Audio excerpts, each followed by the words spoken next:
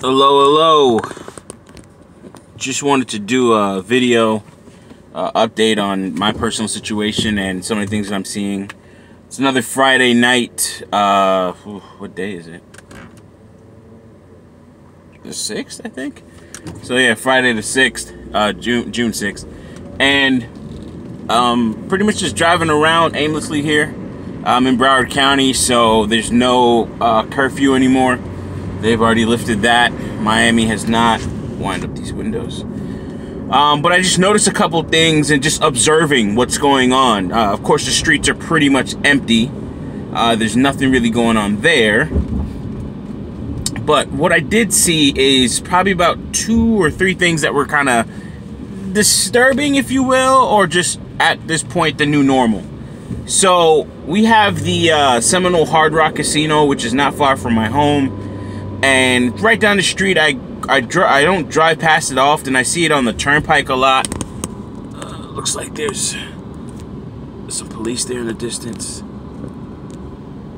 Yeah, okay, that doesn't make any difference. Yeah, what is what it is. So I don't really drive into it. I haven't gone to the casino for years, or this casino in years. So every so often I do like to drive past things like this and see what's going on. In fact, that's the casino in the distance there. It's all lit up, which is kind of nice. You'll see it as we get closer. But it's a huge guitar with crazy lighting and everything else like that. So I'll show you that. So that's it right there. It has like a heart or something like that. I guess that's representing love of one another and unity. Used car lot, full. I remember I was looking for when I was first getting my last BMW, or my first BMW, I went there. So that used car lot full. But this lot, which is the parking lot for the older Seminole Casino, is empty, completely empty, because of course the casino's not an essential business. Let me get over here. Casino's not an essential business here. So this lot is the one of the main lots. Then if we go further here, that's the actual mini casino. Oh, that's the old Seminole Casino. And then this is its parking lot. This is surprising to me because on a Friday night, these places would be packed. I'm talking to the brim. You'd have problems with traffic and everything around here. It's 2 a.m. right now, 2:01 a.m. to be exact. And that's the casino right there, and nothing is happening. The overflow lots on the side, nothing is happening. Usually you'll see things like this where you'll see areas like this where there's the hotel to the right, to the left, I should say, and then you have the Guitar Hotel. But you would see these areas just full to the brim, nothing else going on out here but like that, you know?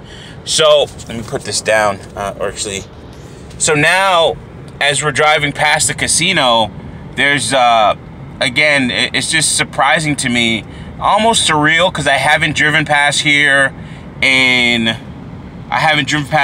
all since all this stuff went down. But you can see, like, beautiful light show. They still keep the lights on, but the entrance totally blocked off. And then the overflow lot, the main overflow lot here to the right, or the east side, is blocked off. So I mean, you're seeing all of this happen. Let me keep this shit straight. You're seeing all this happen, and there's like nothing going on.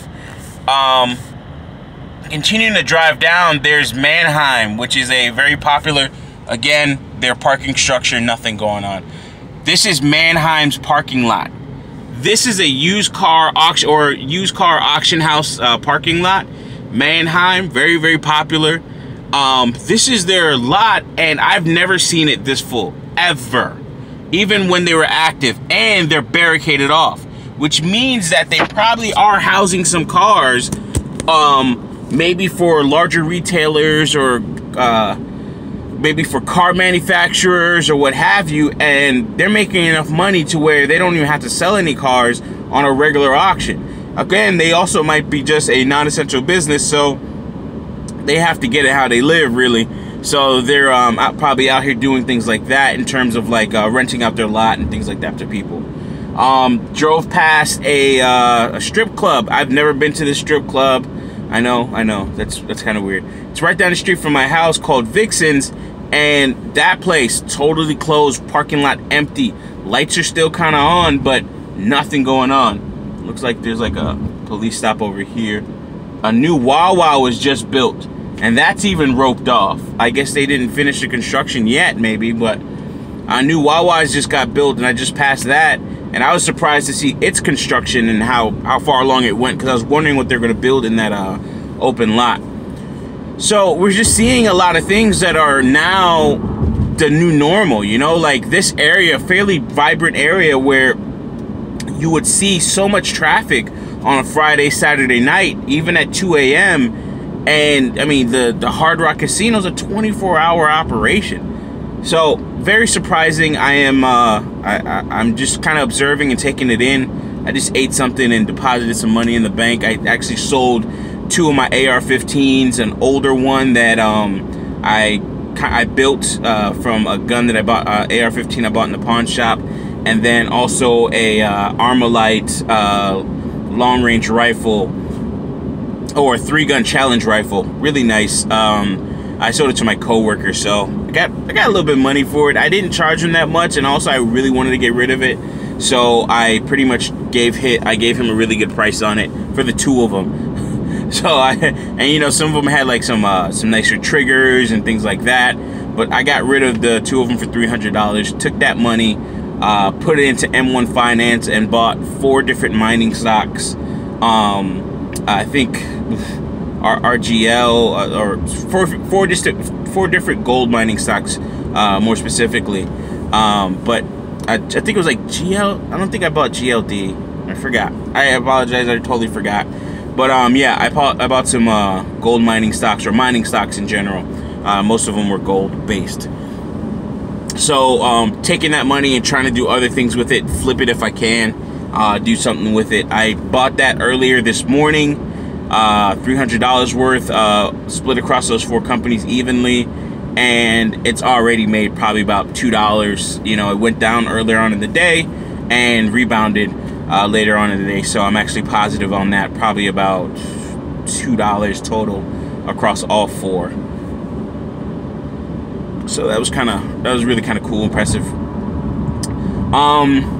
As far as the salon, I mean, still nothing happening. We've been open.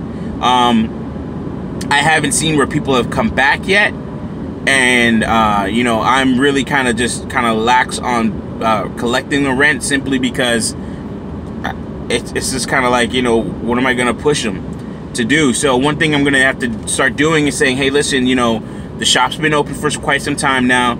If you're willing to continue to stay in the shop, please let us know. But at the same time, it's kind of like, it's just like, what am I gonna do? Tell you I'm gonna kick your ass out and get somebody else? It's so fucked. It's not even funny. I mean, sorry, I have to laugh because it's like fucking the Joker laughing at all his pain and frustration, I guess. But I mean, it's so scuffed at this point where it's just kind of like, yo, this doesn't even fucking make any sense. We're just bleeding money and delaying the inevitable. My business partner has already said, hey, listen, we need to proclaim that, hey, if you're not going to stay in the space, you do need to come and get your stuff, because at this point, I mean, we've been open. So I am going to be sending out that text message pretty soon, just to let people know that, hey, we got bills to pay. If you're going to stay, stay. Otherwise, pay rental, pay what's it called? Not mortgage, but pay storage. You know, at this point. So I don't know what to tell you. If you're not here every day, and if you want to do it day by day, we can do so. But that means you're gonna have to take your stuff out every night and bring it back every day. So gonna be getting that going. I have to actually look at the camera footage to kind of pull that off, see who's been there, who hasn't been there. I've been monitoring the cameras little bit by little bit, or sorry, every so often. And I remember, you know, first week we saw, like the first day we were open, saw probably about 3 people in there working. It really a sad sight to see that, you know, something that we put forth so much effort into, and it's just not Yeah, it's really sad. It really is sad. Again, I don't really regret it, but at the same time, like, up shit's creek without a paddle. You know, there's no money coming in. There's no money that can really be reinvested into it. I mean, one of the things that was said to me by the property manager is that the owner does not want a $3,000 payment or something like that for rent or half of rent. Oh man, another used car lot full to the brim. Another one over here, pretty much full. But yeah, so they don't want partial payments. They don't want small payments or anything like that. They want at least a month or 2 months worth of rent. We did pay them during all of this. We got the $10,000 for the SBA loan. We did get declined for the further further relief due to the fact that we did not prove we did not prove hardship, which at the time we were just going into it when we applied. So we were preparing for future hardship as opposed to like actually going through it, which is kind of the bullshit of it all, right? Like, so you mean to tell me I had to have had, you know, and again, the hardship program is not for previous debts or issues that you've been having with your business because it's not doing well, which is our case. So you can't apply for saying, hey, listen, we're $20-something thousand in debt here, 40,000 over here, 1 bajillion over here, 20,000 here. You can't say that. You have to say, hey, listen, this pandemic has caused this much hardship now. So at the time, we weren't in that much hardship because of the pandemic yet, because we had to, one, apply early, or else the program closed, which it did, and I apply early, which it did, and prove that we actually had some type of ongoing hardship without saying, hey, listen, this is what we're forecasting in terms of our hardship. Also while retaining workers and things like that. So when I applied for it, I applied saying, hey, listen, this is what's going on. And this is the, I try to make it as honest as possible. Excuse me, I embellished just a tad bit, but not much. Because I had to try and make it, you know, if you look at my books, you would see it. If there was like an audit or anything like that. So I applied for the $10,000, applied for the regular loan, got declined for the further loan, the further assistance. So SOL, man, and that freaking sucks. Out of that $10,000, we went ahead and paid.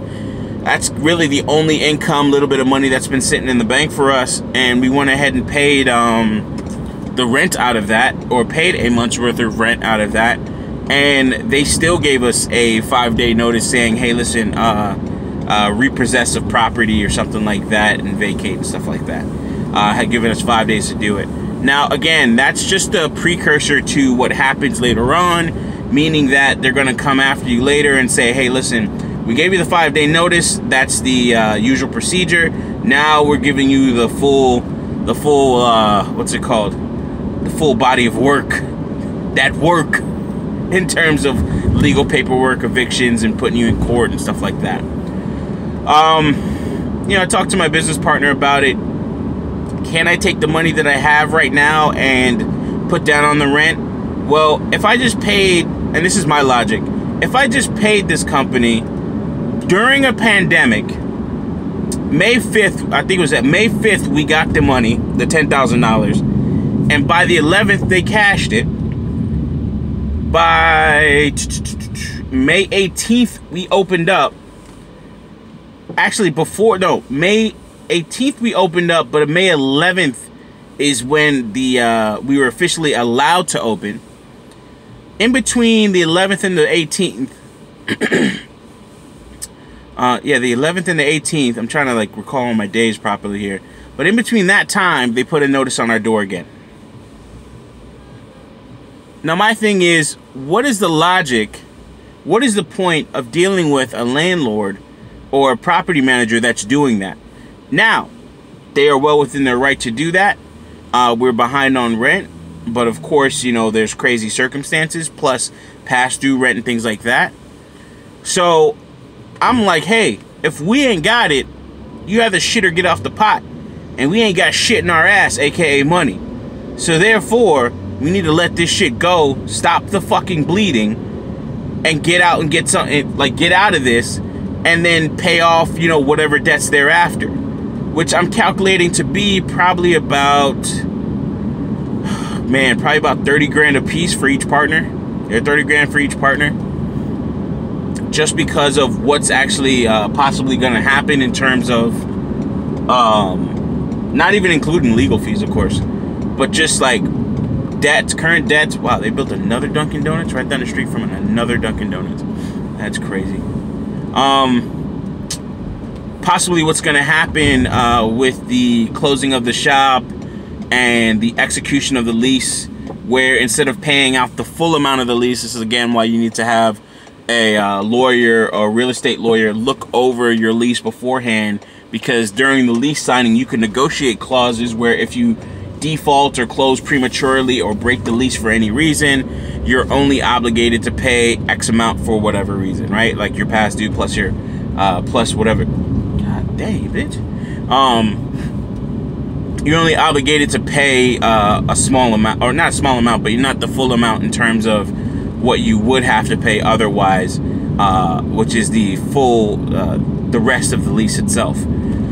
So, by us doing that and putting ourselves in that position, if you will, whether good or bad, really bad, but by doing that, it definitely kind of helps in the long run. But right now, it sucks and blows absolute fucking donkey dick to deal with it like this, but it is what it is. It's quote unquote just business. So now we're looking at having to deal with this.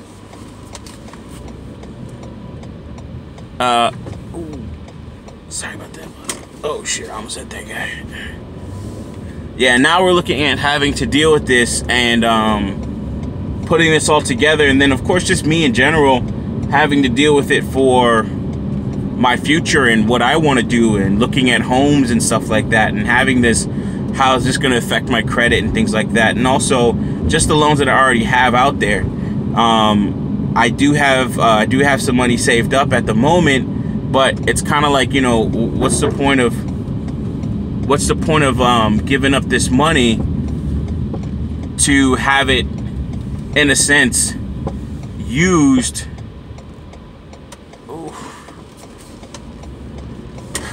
giving up this money and then have it in a sense used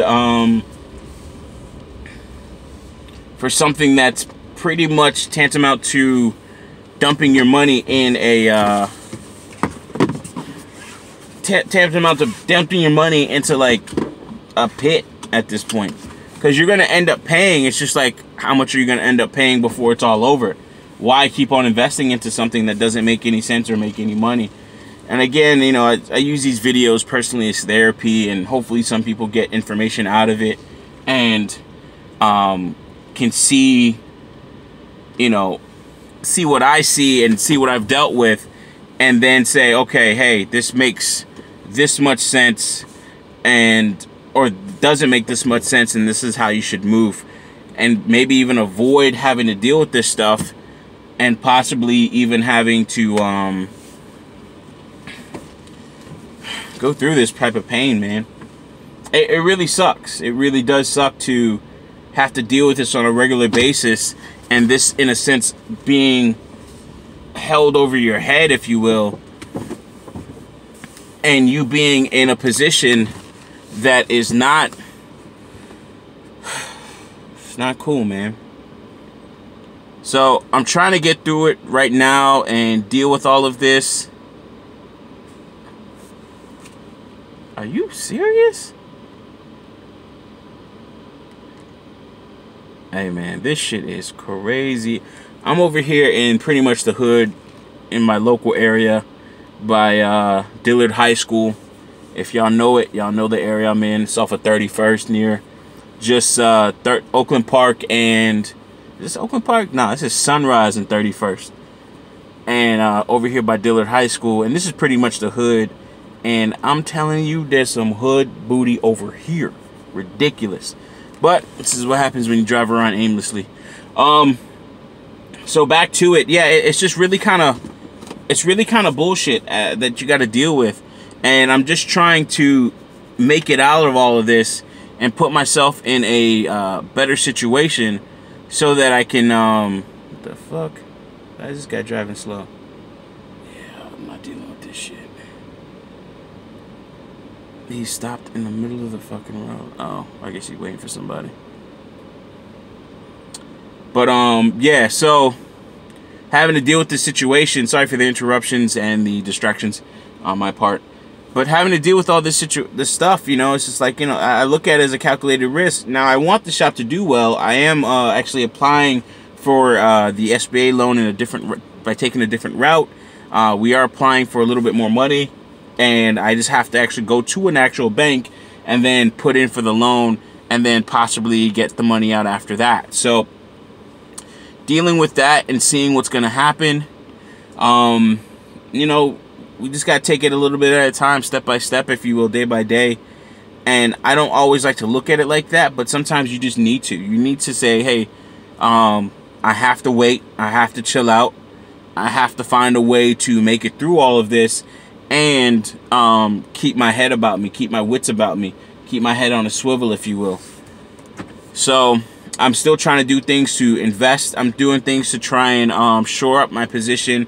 So on the other side of all this, whether the shop stays open for X amount of time so that we can actually recover, or if we default and lose the shop or even sell it, then we'll be in a better position or in a decent enough position to where we can say, all right, cool.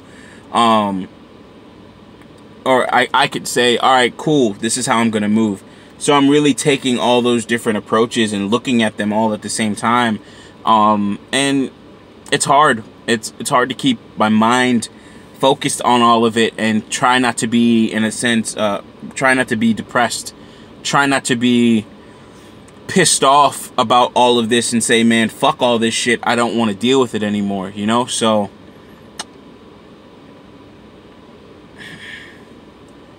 you can't just really walk away from it. You can't just really walk away from it. You have to, in a sense, stay in it and really fight through it, you know, and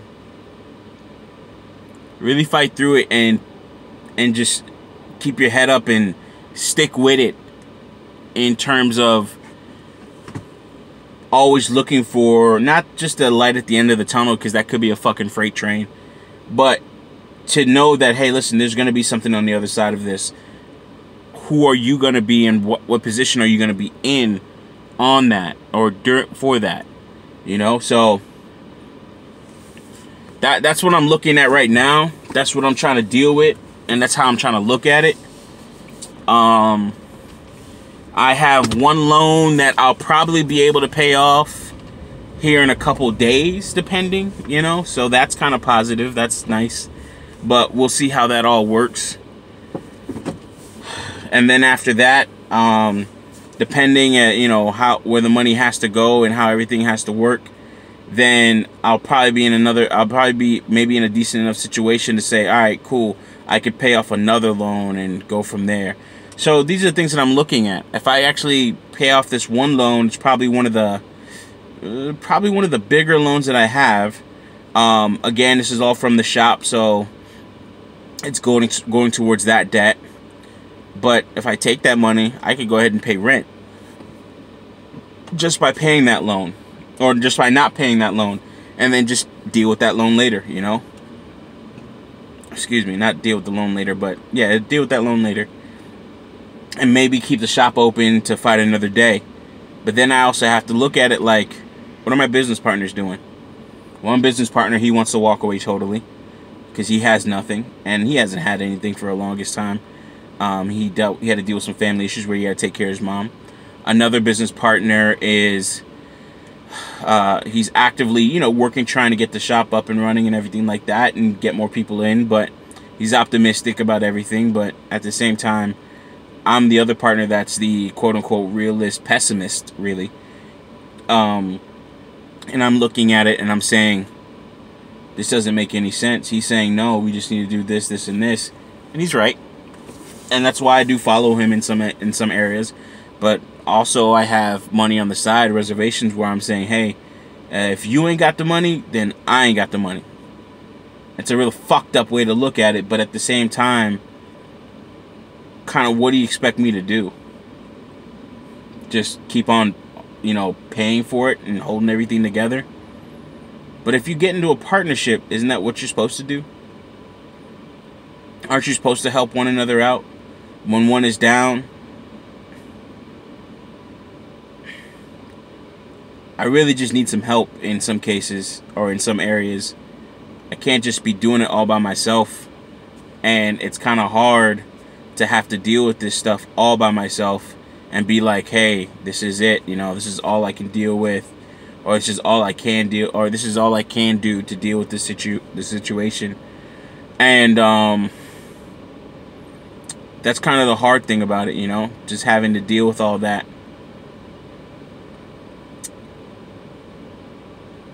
Yeah.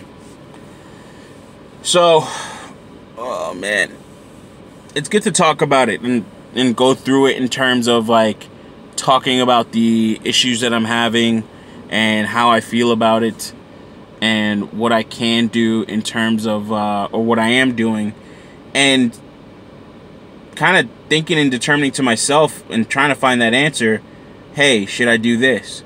Because if I took all the money that I invested in the stock market, took all the money I invested in silver and precious metals, I should say, took all the money that I've put away for other things, savings, I could possibly get us to a better position.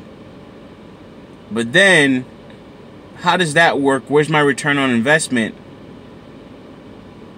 Again, this is being short-sighted. Where's my return on investment? If any at all, if ever at all. We could still default and lose. I don't know.